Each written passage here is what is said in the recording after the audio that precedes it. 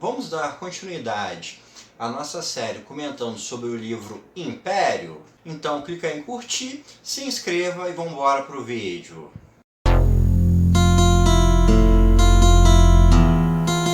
Nesse quarto e último vídeo da série em que estamos comentando sobre o livro Império, do Antônio Negri e do Michael Hardt, a gente vai comentar sobre 3 tópicos que a gente falou um pouco ao longo desses vídeos, mas a gente não deu maior profundidade.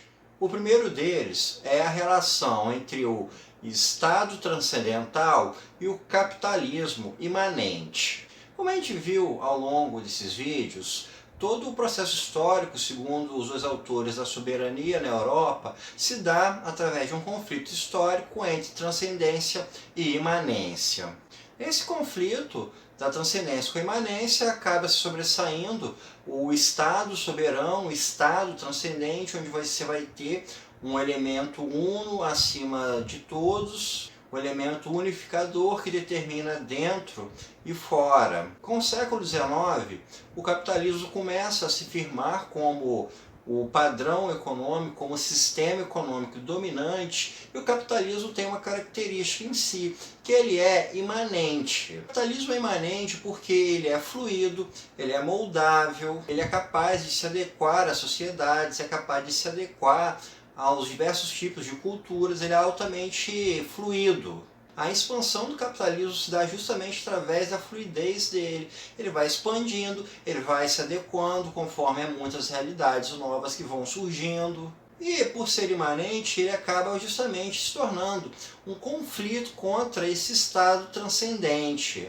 Então, de um lado, nós temos um Estado que é uno, um Estado que é forte, um Estado que é definidor de padrões, de maneirismos sociais, e do outro lado um capitalismo que é moldável, que é fluido, que está sempre em constante mutação. Esse conflito entre capitalismo imanente e Estado transcendente, quem saiu vencedor, digamos assim, foi o capitalismo imanente. Essa imanência do capitalismo se tornou preponderante ao longo do século XX, e com isso foi se tornando cada vez mais moldável às diversas formas de sociedade, e também à medida em que as sociedades foram se tornando capitalistas, elas também passaram a ser cada vez mais fluídas, cada vez mais moldáveis. Assim, esse modelo de Estado soberano, de Estado definidor, um Estado forte, aos poucos vai se perdendo. E nesse processo, então, a gente vai ter a transição do imperialismo para o império, onde a gente tem uma sociedade mais horizontal, onde o capitalismo é dominante, onde as relações do capital permeiam o mundo inteiro, e o Estado ele já não tem tanta soberania quanto ele tinha no modelo anterior, apesar de ainda haver uma hegemonia política no mundo. O segundo ponto é quais são os limites do capitalismo e a discussão que foi travada no século XIX, principalmente pelos pensadores marxistas. No pensamento de Marx, a gente tem que as contradições do capitalismo é o que vão dar origem à sociedade comunista. O capitalismo iria crescer, ia chegar a um determinado ponto em que ia haver tantas contradições internamente a ele, que então a sociedade capitalista iria cair e a sociedade comunista viria a surgir. Os pensadores após Marx, como Kautsky, Rosa Luxemburgo e Lenin, a gente vai ter um pensamento também bastante semelhante. Esses autores, a gente vai ter a análise do capitalismo como um modelo econômico que ele precisa constantemente crescer, ele precisa se expandir, ele precisa conquistar novos mercados, porém chegaria um momento em que não haveria para onde esses capitais expandirem, não haveria mais novos territórios onde o capital poderia vir a chegar. Assim, o capitalismo então estaria fadado ao fim a partir do momento em que ele não conseguisse mais se expandir. Chegaria a um ponto em que os volumes de capitais seriam volumosos, não haveria novos investimentos e toda a estrutura viria abaixo. Esses pensadores marxistas acertaram no problema, porém erraram na consequência. De fato, a expansão do capitalismo chegou realmente a um ponto de conflito, que foi a crise de 1929. Essas contradições do capitalismo não deram origem a uma sociedade comunista como se esperava. Na verdade, foi o primeiro passo para o surgimento do império.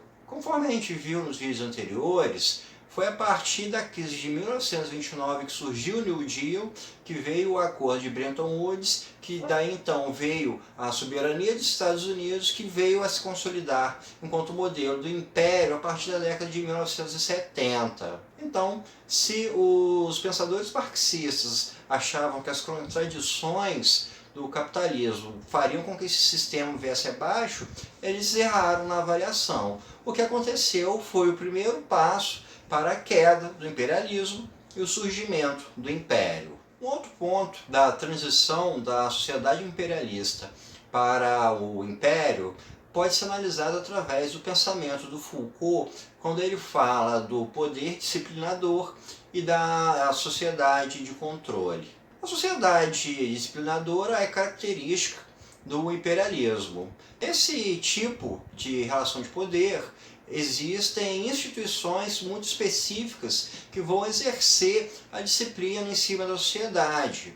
A escola sobre os alunos, a fábrica sobre os operários, a prisão sobre os criminosos, o manicômio sobre os loucos, e são justamente essas instituições que vão fazer com que haja uma disciplina dentro da sociedade, com que as pessoas sigam um determinado modo de disciplina, que também vai se encarregar de alterar aqueles que saírem da linha corrente, digamos assim.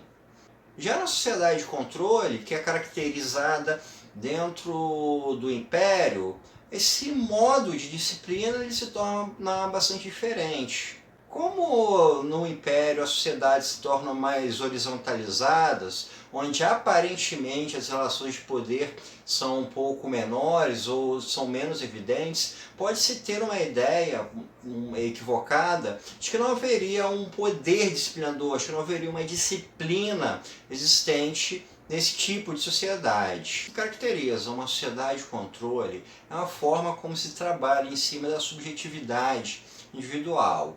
Na sociedade disciplinadora, a subjetividade era trabalhada especificamente por instituições e para cada tipo de pessoa dentro do corpo social. Para a criança, a escola; para o adulto, a regra da fábrica; para o louco, o manicômio, etc.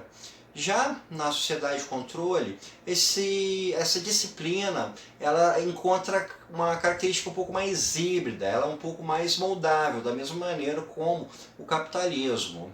Se era muito evidente numa sociedade disciplinadora a origem do poder e como o poder é exercido, no caso da sociedade de controle isso é um pouco mais de difícil percepção. A disciplina está presente na subjetividade de todos nós, de uma forma que talvez nem seja tão perceptível.